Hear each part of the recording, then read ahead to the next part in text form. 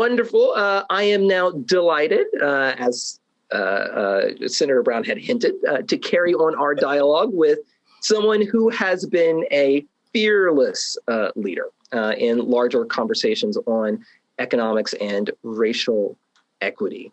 The chair of the House Financial Services Committee, Maxine Waters. Chair Waters, it is a pleasure to see you again. Well, can you hear me okay? We can hear you. Oh, very good. Well, thank you so much for that kind introduction. And of course, I'm pleased to be speaking with you once again and to celebrate and reflect upon the meaning of Juneteenth. For so long, we have fought to keep the memory of Juneteenth alive, and I'm so happy to see it being recognized and remembered in a way that benefits such an important and defining moment in American history. Of course, we celebrate Juneteenth because it wasn't until, of course, 2 whole years after President Lincoln signed the Emancipation Proclamation that Union soldiers finally notified the last few remaining enslaved people in Galveston, Texas, about their freedom. 2 whole years. It wasn't until that critical piece of news was delivered to that last community of enslaved people that the end of American chattel slavery was fully recognized. 19th reminds all of us that just because a presidential ended slavery doesn't mean that slavery really ended. Our celebration of Juneteenth carries forth this very important lesson. But none of us is free until we're all free. With Juneteenth approaching, I've been thinking a lot about what it means for Black Americans to really enjoy all the freedom, justice, and equality that was promised to us in the Declaration of Independence and in our Constitution. It is hard to miss or mistake the direct link between Juneteenth and the struggles that we face today. Black Americans are still fighting to remove the vestiges of slavery, especially in our economy, including freedom from the economic oppression we still endure, justice for the economic exploitation that we still suffer, and ending the inequality that has resulted from decades upon decades of economic exclusion that still persists. What does all of this have to do with how Black and brown banks can compete in today's digital economy? Well, it has everything to do with it. Our world is more advanced and complicated than ever. We have computers and the internet, and now here we are talking about cryptocurrency, artificial intelligence, and other new emerging financial technologies. Some people are even now personally wealthy and well connected enough to talk about packing all their belongings and preparing to live their lives on a whole nother planet. Meanwhile, Black Americans are still at risk of being looked over, left out, and left behind on this planet and in this country.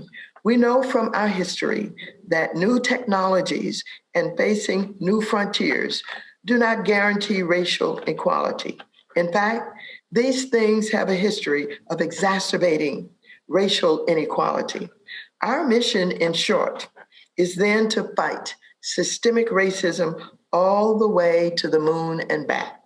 For instance, as cryptocurrencies increasingly get used, hitting an astonishing $2 trillion in value in April 2021, it is imperative that people of color are not left behind. The technology must be harnessed to promote greater financial inclusion, and the industry must do more to hire and retain diverse talent. It's also why I have made it the people's business to make diversity and inclusion a top priority, including by creating the first ever Diversity and Inclusion Subcommittee in Congress. The financial services sector covers a great deal, but today, let's start a little closer to home. Why supporting minority depository institutions and community development financial institutions, known as MDIs and CDFIs, have long been a priority for me. More than 40 years ago, I began working with a community-based financial institution in my home state of California and was a founding director of the CDFI, Pacific Coast Regional. The lessons I learned from back then are just as relevant today. Minority-owned banks and credit unions and community-based lending institutions play a critical role as lenders in low-income communities and communities of color. Yet, even though financial regulators have a mandate to preserve and promote MDIs, for example, about 1 in 3 minority-owned banks and credit unions have somehow disappeared since the 2008 financial crisis. The numbers are starker for Black-owned banks. There were 41 Black-owned banks in 2008, and today there are only 18. When these MDI banks and credit unions disappeared, so with them disappeared additional affordable lending options to vulnerable communities who ended up being the hardest hit during COVID-19 pandemic. The loss of these institutions was especially felt when people have needed these options the most. So, after holding several committee hearings exploring the challenges minority-owned and community-based lending institutions face, I and my colleague, who you heard speak earlier today, Representative Gregory Meeks, introduced the Promoting and Advancing Communities of Color Through Inclusive Lending Act. The bill will provide the types of investments and mechanisms we need to strengthen and grow the number of MDIs and CDFIs in our communities. I would also like to take this moment to thank my colleague, Senator Mark Warner, who will speak to you a little later. I worked closely with Senator Warner to reach a bipartisan compromise last December with Senators Mike Crapo and Sherrod Brown and Ranking Member Patrick Henry to secure a historic $12 billion in capital investment and grant programs to strengthen MDIs and CDFIs. We know that these lending institutions work and have been a financial lifetime at getting communities of color the capital and relief they've needed to survive the economic crisis. Since the tragic murder of George Floyd, big banks and other corporations have committed to provide tens of billions of dollars of equity capital to support Black-owned banks and other MDIs and CDFIs to help redress outstanding racial wealth and economic gaps.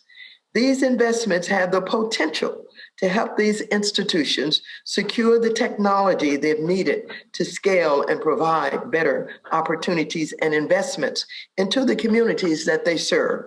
But even with these contributions, MDIs and CDFIs remain only a tiny sliver of our $21 trillion US banking system. This is the case even though they punch far more their weight in serving Black and Brown communities and have a better track record in lending to Black and Brown customers.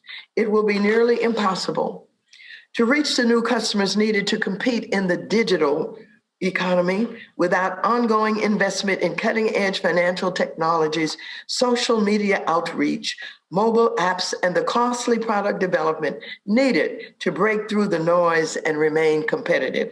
So we must do more than narrow this gap in investment. We must close it.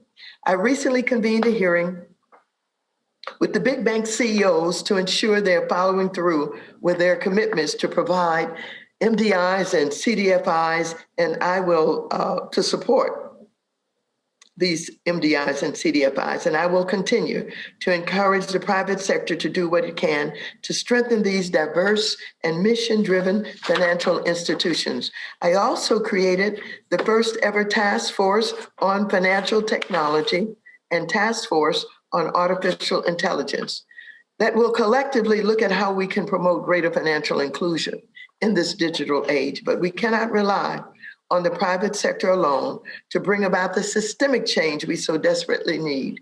We must also seize this moment to remedy the harmful legacy and decades of chronic disinvestment in these institutions and, by design, the communities that they serve. Senator Warner and I have since formed and we lead the Community Development Finance Advisory Group along with key stakeholders. The first focus of this group is to get real-time feedback to help us oversee the Treasury Department and the CDFI funds, implementation of the $12 billion of MDI and CDFI programs, and ensure they work as intended.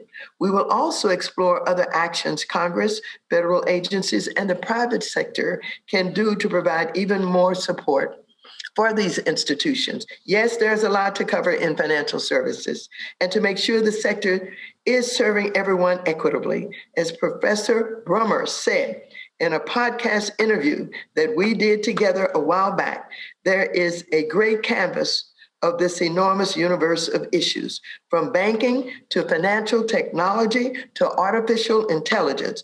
And like I agreed, many things are happening in our economy, more new ways of doing business. We need your voices to contribute to those emerging issues. To that end, I'd certainly like to take this moment to thank Professor Brummer for being such a contributor. In the past, he has briefed members and testified before the Financial Services Committee on cryptocurrency, and he, along with Brookings Institution, have drawn attention to the historic absence of Black appointees leading financial regulatory agencies. These are exactly the type of contributions we need. I also would like to thank one of our Community Development Finance Advisory Group members, the Black Economic Alliance, as well as its Executive Director, Mr. David Clooney, for co-sponsoring this event and for calling for a more inclusive economy and supporting legislation that encourages just that. We have to be willing to perform the research, conduct the oversight, and make the investments and support the legislation to confront these issues head on and to ensure the financial services sector is fair and inclusive. So I thank you for inviting me to participate in your Juneteenth celebration today. And I hope to be back with you all very soon to partake in even more discussion on these issues. To Professor Brummer, while I have attempted to thank you for all of your contributions, I am exactly and very much impressed with you, professor at such a prestigious university, taking Juneteenth as a teaching lesson. I never thought I'd see this. A few of us celebrated Juneteenth, maybe in our backyard with a few friends, and we had a little strawberry soda water or, cornbread or something. But it has taken on a new meaning. And I'm going to be in a Juneteenth parade with a bunch of young people on Juneteenth. And of course, I'm going to be in what we call the Village in Los Angeles, where all kinds of activities are going on. And my office has been notified about 12 other Juneteenth events that are going on. And so something new and different is taking place. But in all of this, the Professor Brummer with Juneteenth. Yes, ma'am. Well, thank you. That we have today is very, very exciting and inspiring. And thank you so very much. Thank you so very, very much. You are wonderful. I admire you. You know how much I admire you. And thank you so much for showing up for this. It is Juneteenth. It is a celebration. And I'm going to now move on to the next panel. I know that you apparently have some business on the floor. Your staff has been letting me know. So, okay. But thank you very, very, very much. And we'll move on to our panel. Thank you.